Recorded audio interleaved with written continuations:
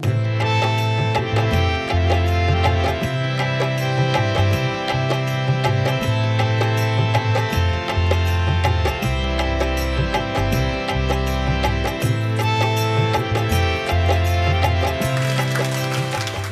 you, Karina.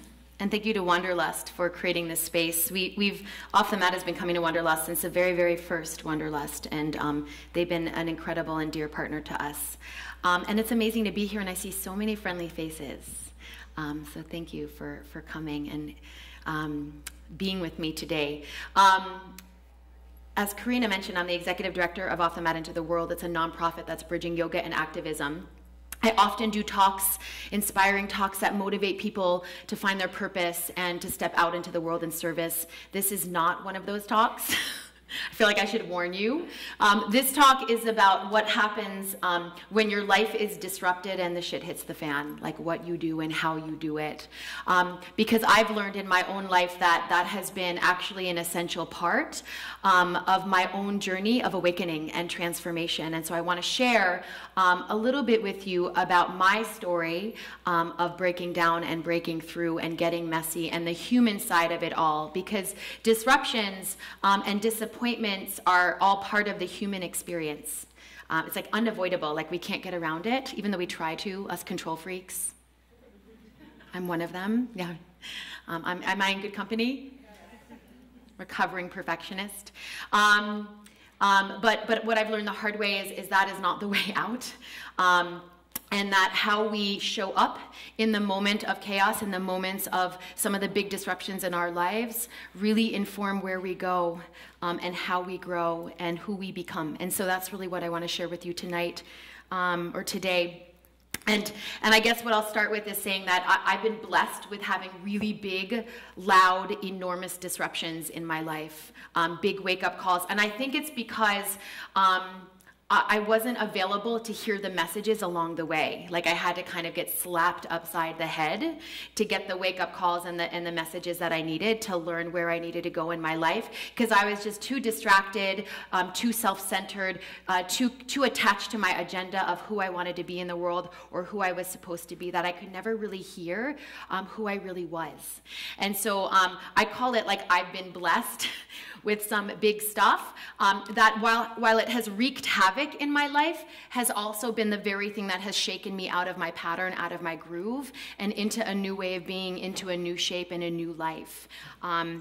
So I'll share a little bit about that with you guys and tell some stories. I guess I should start with who I was before, like some context about the before Kerri, because for the first half of my life, I looked very different, and maybe not that different. Sean's in the room, and she's like, you didn't look very different. I still have some of those tendencies, but I lived a very different life. I grew up in the suburbs of New York City. In a blue-collar home. I was healthy and happy and fairly privileged. And yet, for as long as I can remember, I was trying to live someone else's life. Like, for as long as I can remember, I was trying to, like, become someone that I wasn't. And I think I can trace that back to the moments that my parents divorced. Like, somewhere in that experience, I was around 2. I actually remember this, by the way. I adopted the belief that I was the cause of their divorce and that I had to do something to undo it. Like I had to do something to fix it. And that informed everything in my life. Right? So as I became a young girl, I became a performer, a pleaser, a prover, a perfectionist. In every aspect of my life, I was the president of this. I was the captain of that. I was class organizer. I was on the honor roll. I'm not telling you this to brag. I'm actually like nauseated by what a goody two-shoes I was. But it was very much motivated by a belief that I wasn't good enough, and that I had to do something to prove my worth. Does that resonate? Like that I actually had something to do because who I was on the inside wasn't enough. And so I was really committed to that way of being. And I carried that overachiever even into the corporate world. I stepped into the corporate world. I was in sales and advertising, and I stepped onto a very ambitious path of go right to the top and take out everybody in the process. And I was known sort of as a force of nature. I was like a hurricane in heels. Nobody could stop me because I was like I had like the drive and the commitment to be the best at everything and to be at the top. And I felt that pull in a really big way in my body. I felt it.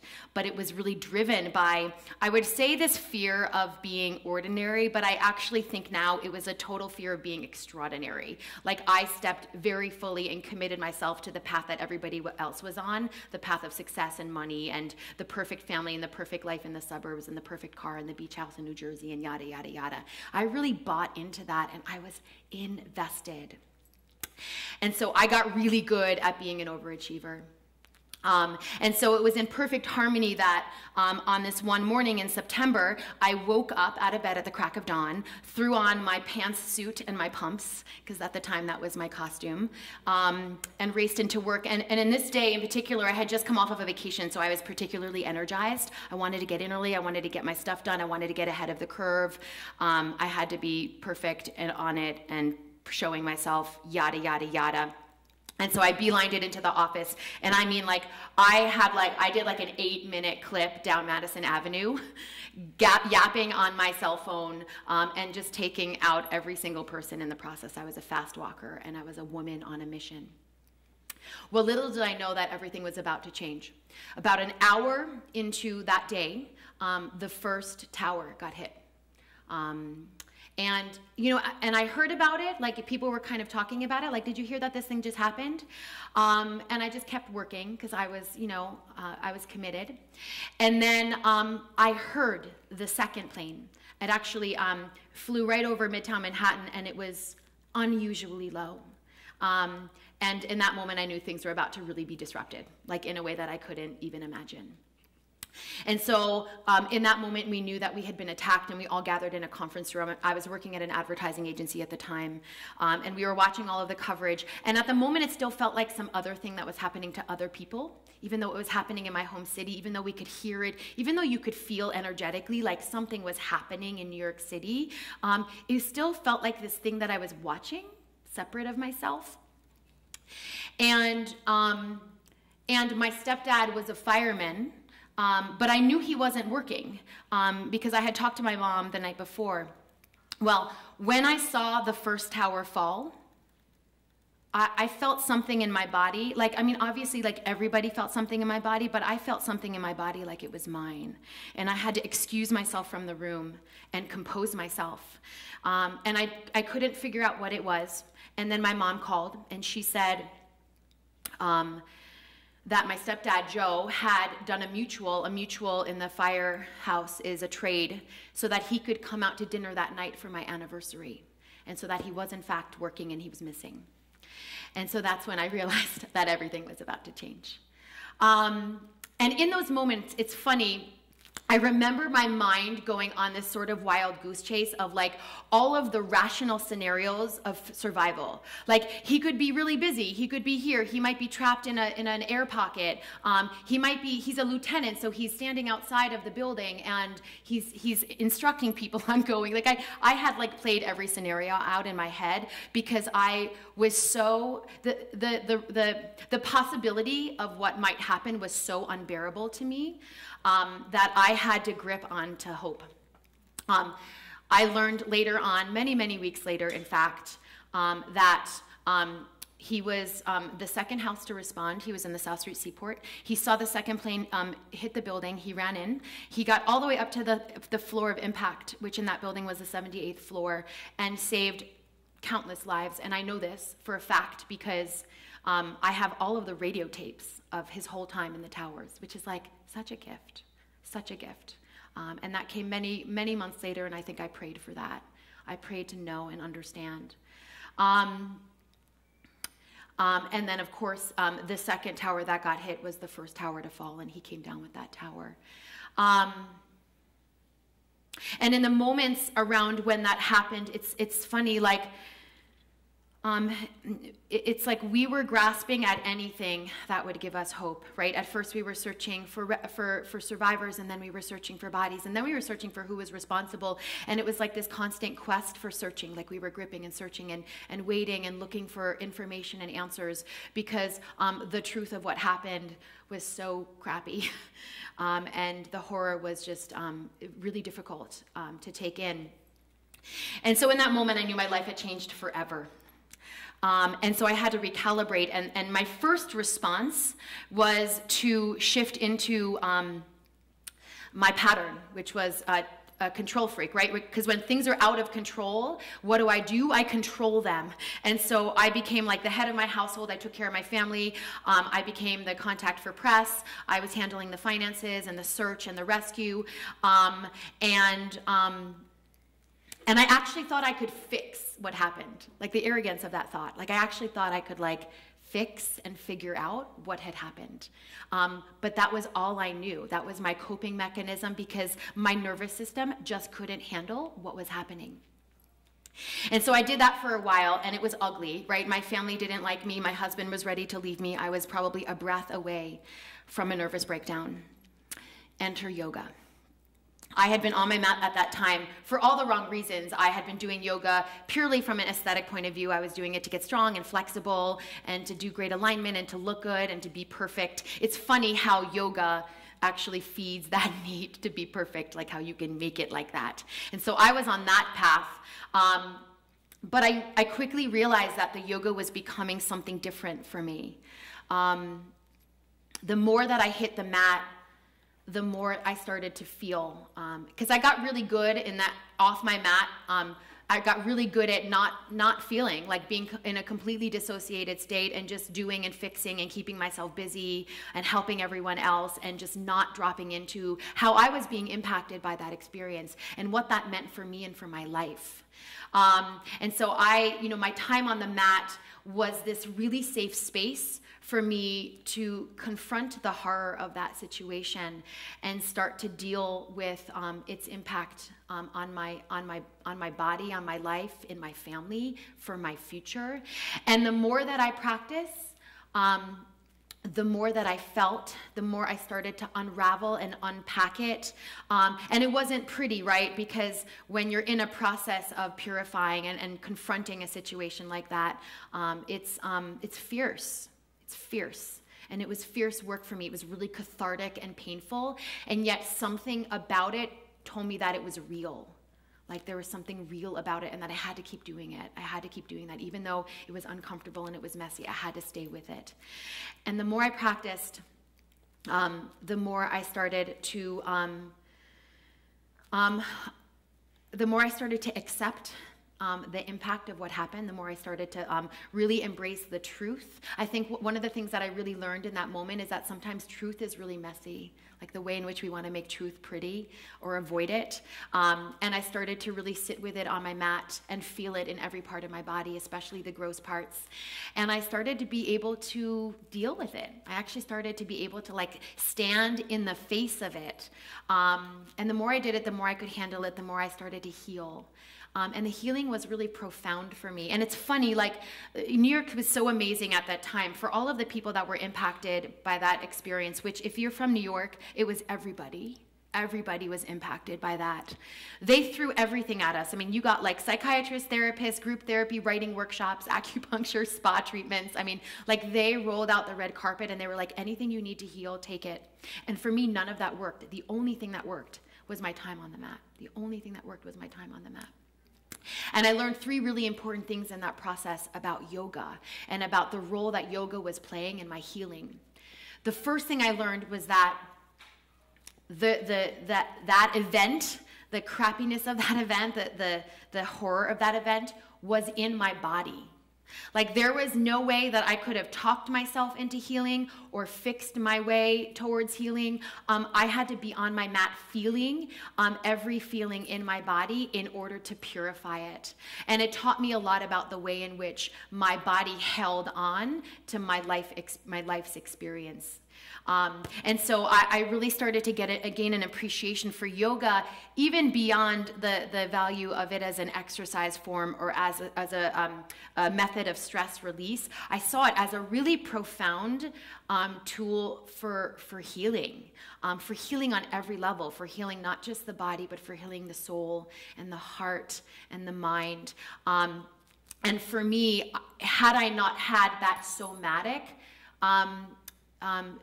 source, that somatic platform to feel the shitty and to feel the good and the healing and the sadness and the grief. I mean, I don't know where I'd be in this moment. So that was really critical. The second piece that I really, I learned and I discovered in that process was that were yoga not a part of my life in that moment, I don't know how I would have navigated the chaos of that moment. Like, that was definitely one of those times where, like, the disruption hits and you're faced with a crossroads. I can go this way or that way. And I think that yoga really helped me consciously navigate where I wanted to go and who I wanted to be because of that event. And I think that were yoga not in my life, I actually would have chosen the path most traveled. I actually would have gone back to being the hurricane, to being the control freak, because it would have been way easier.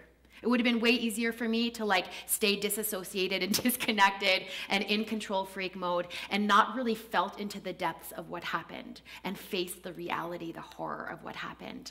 And so yoga became for me this compass that allowed me to make a really conscious decision at the crossroads of where I wanted to go, of what I wanted to step towards.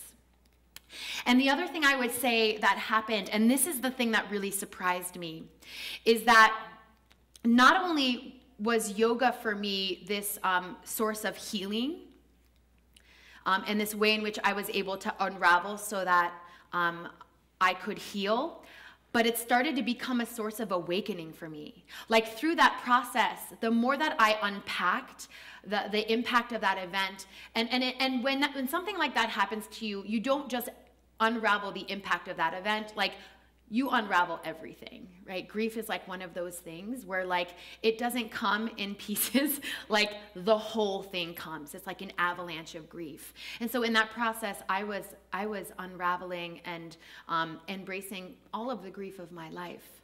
But as I started to do that, as I started to purify that, I actually started to awaken to who I really was, not who I was supposed to be, not that pathway that I was really committed to, that I had sort of perfectly curated for my life, the predictable, the ordinary, the average, the what everyone expects of you kind of pathway. I actually started to discover who I really was. I actually, like, found myself in that grief. And that's when I realized that yoga just wasn't a source of healing. Yoga was the source of awakening. And I was about to be on a new path in my life. I was about to step into something really radical. And so I started to appreciate 9/11. And it took me a really long time to say this because 9/11 is such a, like, big, heavy thing for our country. But it was this incredibly necessary disruption. I mean, it just knocked me back into my body and helped me see really clearly who I was and where I needed to go. And so out of that disruption, I left. And I didn't know where I was going or who I was supposed to be, but I knew that if I stayed on the path of healing and the path of purpose, that I was going to get to where I needed to go, that I was going to become the person that I was meant to be in the world. And so that path took me to California. A year after 9/11, and this was the hardest thing, one of the hardest things I've ever done. I told my mom that I was moving across the country. And at the time, I think I had to do that because it was becoming really hard for me to stay on this really conscious path, but have my family and the crisis in my family all around me. And I wasn't doing anyone any favors, by the way. Like, I continued kind of to be the savior and to be doing everything for everyone else, and nobody was healing around me, including myself. And so I took this radical leap where I left New York. I quit corporate America. I went to California. A big part of that too was I was really committed to saving my marriage, which was it was in jeopardy because of the impact of 9/11.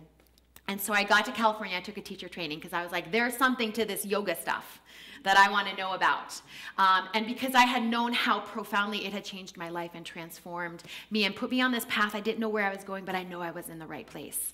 And so I took a yoga teacher training course. I began to teach. And soon after, I met Sean Korn.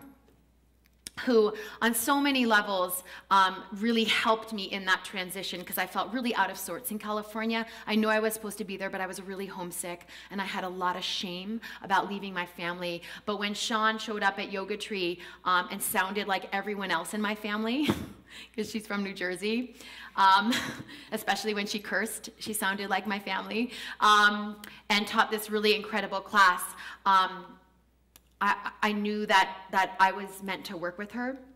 But more than that, even there was something about what she was saying when she was saying that yoga is a tool to transform your deepest wounds into acts of service. There was something about that touched my soul. I was like, that is what I'm meant to do.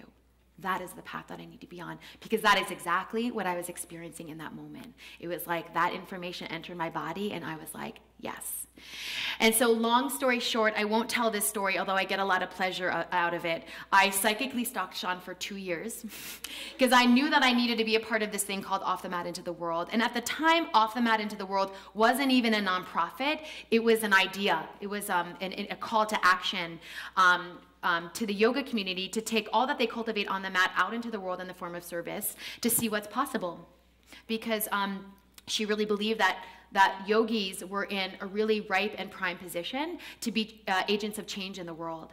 And I was like, right on, yes, I'm gonna do that. Stalked, sent messages, got no response, by the way. But stayed with it and launched my own little small circle of Off the Mat Into the World in San Francisco for 2 years with a bunch of other yoga teachers. And cut to 2 years later, it just so happened that all of the stars aligned, and I found myself running Off the Mat Into the World, which was like the very thing that I asked for. And I'll say that in that moment, I realized the power of intention. Like when you actually put something out into the universe and you have no idea how it's gonna come back at you, how powerful you are in that intention setting. And literally the moment that landed on my lap, I was like, oh shit, I am so powerful. What do I do with this? You know, and that's when I started to get a taste of like, wow, I can be extraordinary in the world, and that is so much scarier than being ordinary. So I stepped very fiercely onto this path of personal transformation through the power of yoga. And I found my purpose in that process, that I was, because of my life experience, I was a real catalyst for this work. I was able to really coach and shepherd other leaders in how they can discover their purpose through the power of yoga and step into it in this really practical way, because I brought with me this whole history of business and action. And so I was doing the work that I love. I was on a path of purpose. I was inspiring people. I was working with the most incredible leaders in the world. I really believe that. And everything was perfect. End of story, right? No. My next big disruption came 10 years later. And you know, it's interesting, the timing of it. It was right after the 10-year anniversary of 9/11. And it was right about the moment that I was really starting to feel healed. I was like, wow, I'm really starting to now my heart is feeling better, and I can actually start to embrace this story of who I am because of 9/11. It took me a really long time, by the way, to articulate this story. But I was starting to do that. I was starting to claim that story and that wound as a really critical part of who I was. And so I found myself in Mexico for New Year's. I was leading a retreat on Banderas Bay, way out there. You can only get there by boat. We were like in the middle of nowhere. And it was the very first day, 7 a.m. I was teaching a yoga class during sunrise with 35 amazing yogis who were moving and breathing and setting a collective intention together, and the sun was rising and we were surrounded by jungle, and it was freaking perfect. Perfect. And just when I started to get into my groove, I felt a stabbing pain at the bottom of my foot. And I looked down and I saw a scorpion skitter off. And I think I was in shock, because I turned to the group and in an eerily calm voice, I said, "Stay calm. I just got stung by a scorpion. Will someone please run down the mountain and get a doctor as soon as possible? Everyone else, downward facing dog." And then I collapsed.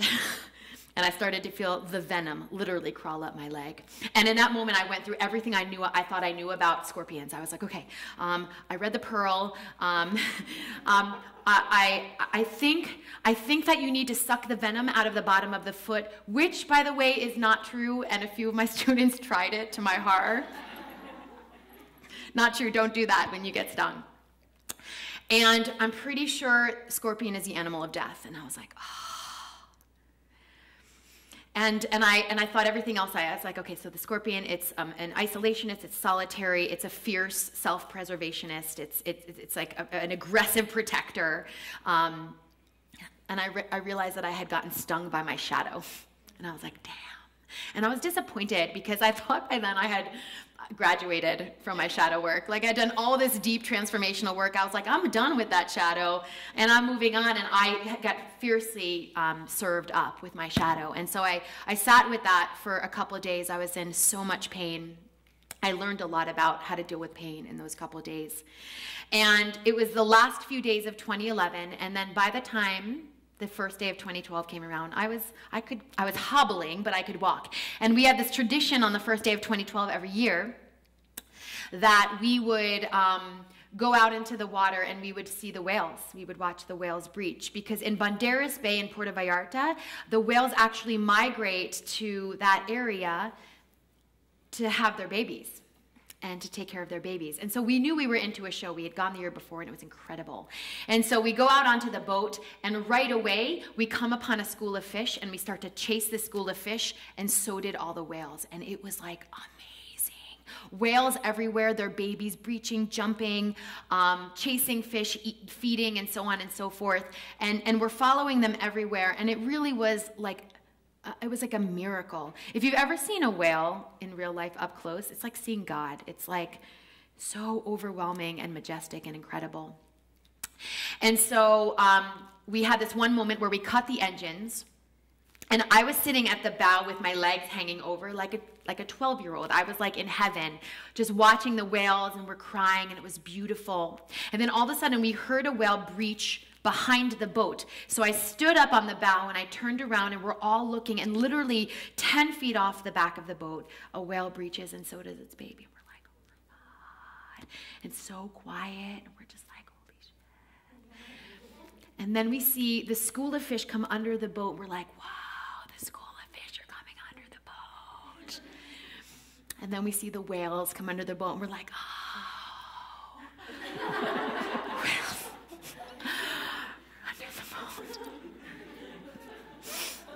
Dead silence, and then all of a sudden the front of the boat gets hit.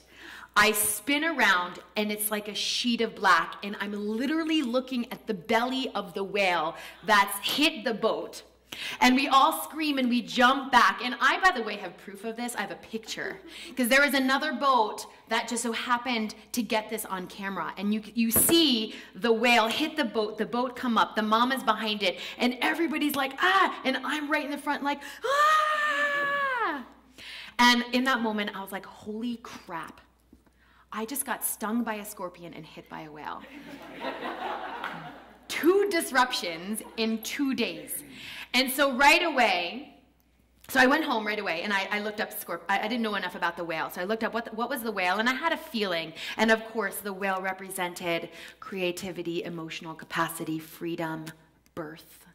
And I was like, oh yeah, I've got this prophecy. I am leaving my shadow in 2011, and I am moving right into the year of the whale. And I was like, woohoo! Because I had this feeling like I'm moving away from that thing that just caused me so much pain and that represents my shadow. And it's time for me to step into my power creatively and authentically. So 2012 was the year of the whale. No. 2012 was the year of the scorpion. Because as soon as my year started, everything started to fall apart in my life, and I was like, damn, this is so not what I thought it was, because I was so attached to that vision, and everything I had planned had fell apart. Things started to get in the way, and once again the shit hit the fan, and I realized that this is the year of the scorpion, and I was like, damn. And so in facing that, I kind of turned towards it. I was like, all right, here we go. I'm going to turn towards the scorpion. and I'm going to see what's here for me. And I realized very quickly that this time, this disruption meant for me to come face to face with my shadow, and that something in my life had to die. Something in my life was done. And very quickly I realized that it was my marriage. And so this time I had the wherewithal to really hit it head on. And I did my practice, and I faced my shadow, and I just stepped into my darkest place, and started to almost reclaim that part of me that was fierce and aggressive and overprotective and the control freak, right? Because I think even knowing what I knew all that time, I wanted to graduate. I really wanted to transcend my shadow. And what my life was teaching me in that moment is I had to turn towards it and just go straight into the heart of the darkness. And the more that I did that, the more that I faced what I knew to be true, and the messiness and the parts of me that I was ashamed of, the parts of me that I really wanted to turn away from and graduate from and disown, the more that the other part of me, the part of me that wanted to breach and expand and open up in creativity, the part of me that was the whale, the more that part of me started to be revealed. And what was really interesting is that it was happening at the same time. It was happening at the same time. Like the more that I faced my shadow, the more that my light got out. And it was incredible. God bless you. And that's when I realized that the yoga practice was about that very thing, right? That it's not about the way in which we graduate or bypass or transcend or evolve beyond. It's about actually calling in all parts of us, reclaiming all the disowned parts of us so that we can embrace our wholeness. And when I started to do this, when I started to hold those two very different things at the same time, when I started to be able to like stand in the face of that contradiction, I started to realize my capacity to hold a lot of calamity at once. Right? I started to really discover how powerful I really was. And the teaching for me was that this work that we do with yoga, this work on the path of transformation, is difficult work. It's really difficult work. It looks like a silver lining. It looks like this kind of beautiful idea that you get to rise above, but that's not it at all. The yoga actually calls you to get down in it, to get into the gritty and into the dark, and to embrace it, to like show up fully in the face of it, and only then can you break through to the light. And so I started to learn, wow, there's something to the breakdown. Like there's something in this for me every time. And that's when I started to realize that like every disruption in my life was divine. Every disruption was an opportunity for me to discover myself more fully, to embrace myself in the most authentic, whole way, to love my scorpion and to celebrate my whale. And that lesson I feel like was like, and I feel like I'm still very much in that cycle of like, it's like the more sophisticated level of the practice, like how do I hold these two things to be true, and step forward in my life and know that my shadow will always be there, and so will my whale, and both of them are perfect. And so I share this with you just because I think that there's a tendency in our community to stay in the light. To stay in the light and to bypass the disruptions, right? To like run away from them, to turn our backs on them, to shame them sometimes, to disconnect or dissociate from them. And what I've learned is that they are the very things that help you break through to the next level, that help mirror to you who you're really supposed to be in the world, and that help you discover your full capacity for being on the planet. And that's exactly what it did for me. And, you know, I guess I'll say this too, that, you know, I don't think what I'm saying is that everything happens for a reason. I know that that's sort of like a way that you could interpret this. Or think happy thoughts because even the bad stuff becomes good stuff. Like, I don't think that's what I'm saying. I think what I'm trying to share with you is that the disruptions are really human, and they're often really necessary for us to become the people that we're able to be in the world. And that if you're courageous and daring enough to confront them head on, not just the good stuff, but the really crappy stuff, and to see all parts of you in that experience, that you are not just going to learn about yourself, but you are going to become yourself over and over and over and over again. And it's incredible. And so when I say divine, this talk is called Disrupt and Divine. I actually mean the verb divine, which is defined as to discover through intuition.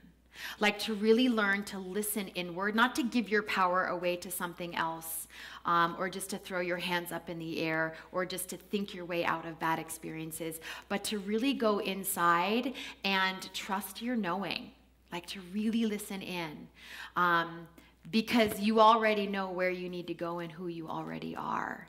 And so these disruptions are like a compass, right? They're almost like wake-up calls. They're opportunities. They're pivots in the road. They're moments where you get to pause and say, am I on the right path? Or do I need to recalibrate?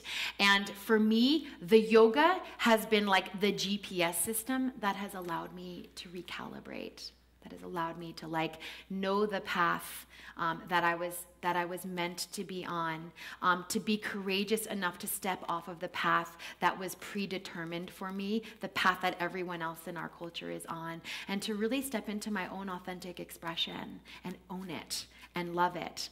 And to look back on my life, on all the crappy stuff, all the crazy disruptions, and I have like many, many stories of them, by the way.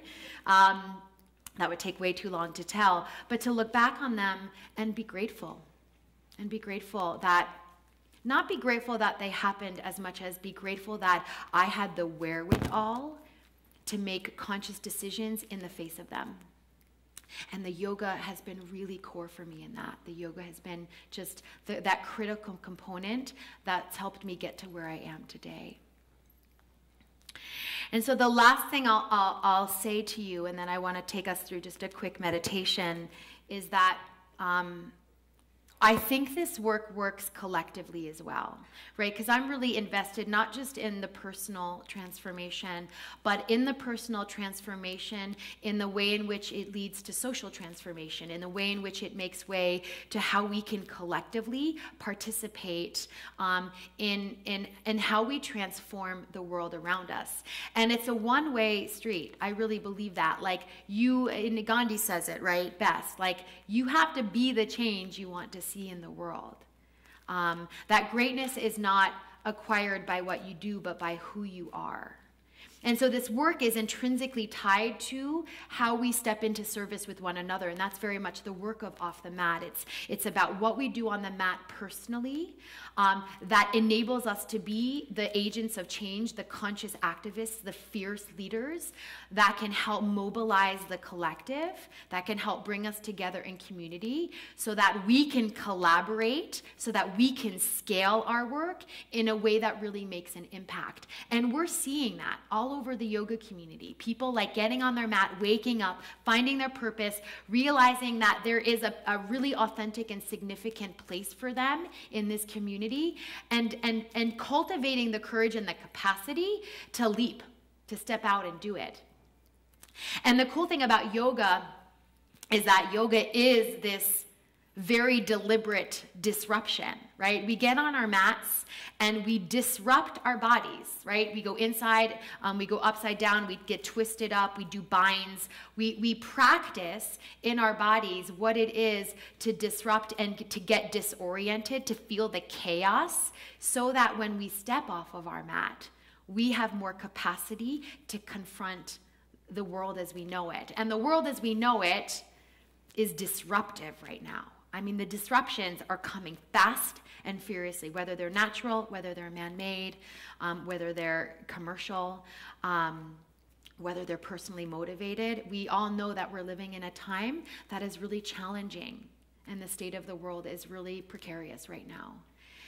And so what we can do on the mat and the way in which we embrace the disruption that we feel in our bodies, and the way in which we confront the disorientation that we feel in our minds, and the way in which we experience the discomfort in our hearts and in our souls, the more we do that work on the mat, the more equipped we're going to be to do the work off the mat.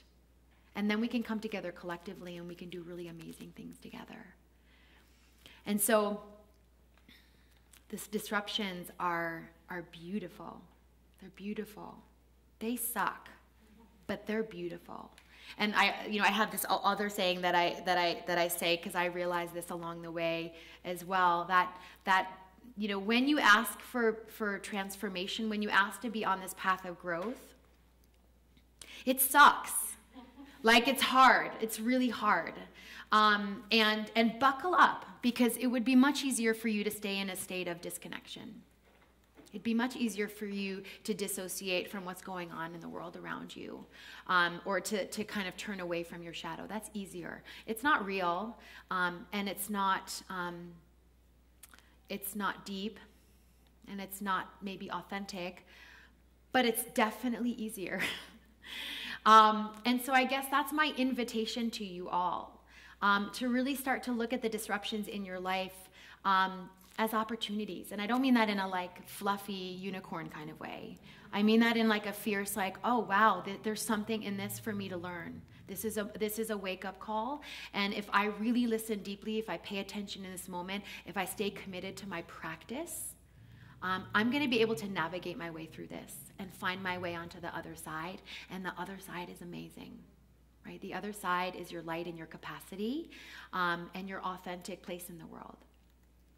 And so I want to invite you to do that right now before I take questions, so that you can feel that for yourself, right? Because this is my story. You can take it or leave it. This is sort of like, I've invited you into my field, and you get to see the world through my lens. But you have your own lens. You have your own life experience. You have your own disruptions, and your own miracles. And so how will you choose to be in relationship to those things?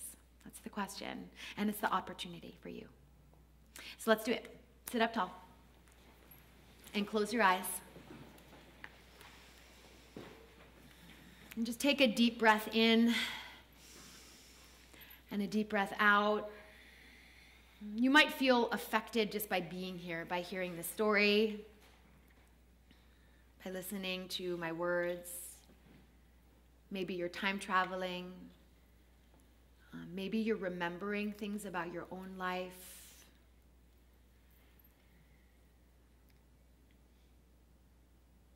Maybe you're gaining a new perspective. Maybe you're making a new commitment to the world, to how you want to show up in it.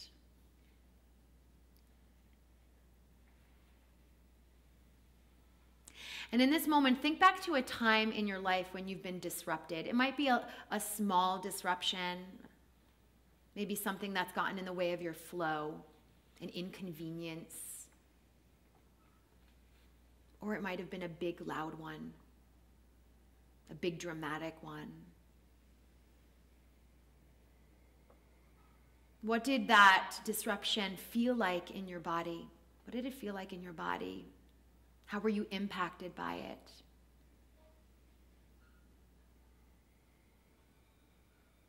And what was your impulse in response to that disruption? That's often when we can really be witness to when the shadow emerges and rears its head. What did you default to?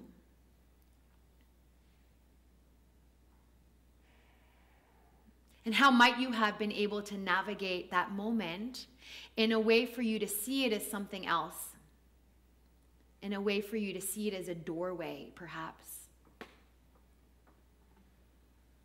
to a new perspective, a new discovery, a listening, a learning.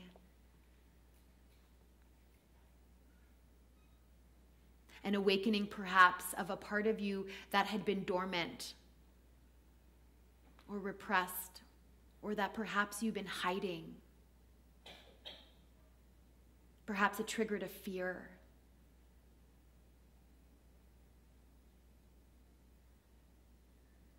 And then as you feel this in your body, come back to your yoga. And I don't mean, do a down dog in your seat. I mean, find your breath and feel your body. Feel your butt on the seat, your feet on the ground. Come back into your center and orient around your tools. Orient around the tools of yoga that help you stay present amidst the chaos,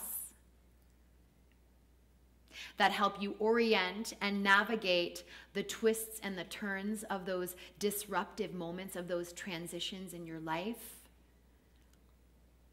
and that help you stay open to what might be possible if you move through it.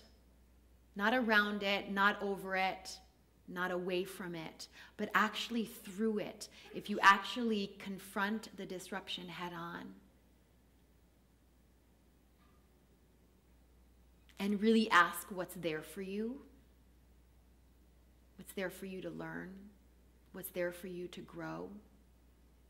What might be possible in your life?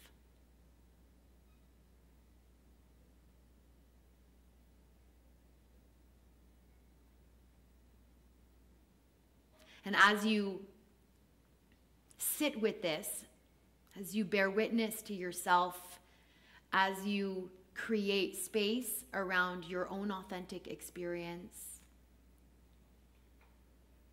and all that has led up until this moment, all that has happened for you to be where you are right now,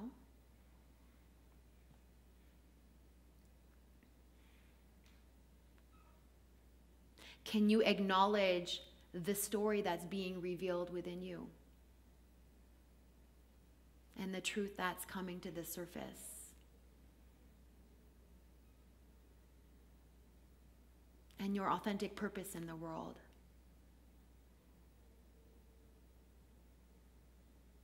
And can you claim that? And all that comes with it. Because the more fully you step into your purpose, I know this firsthand, the more fully you step into your shadow, it just is one and the same. But the more effectively you navigate it, and the more gracefully you respond, and the more capacity you have for giving, and for serving, and for making a difference. And so this is the throughway, this is the portal.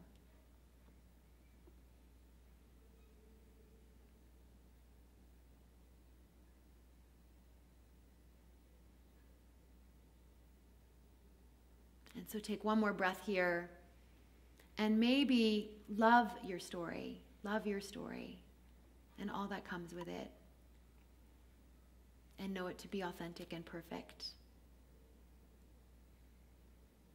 and the very thing that will help you divine this wild and crazy life that is yours.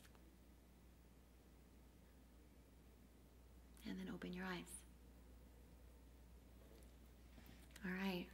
Thank you for letting me talk and share.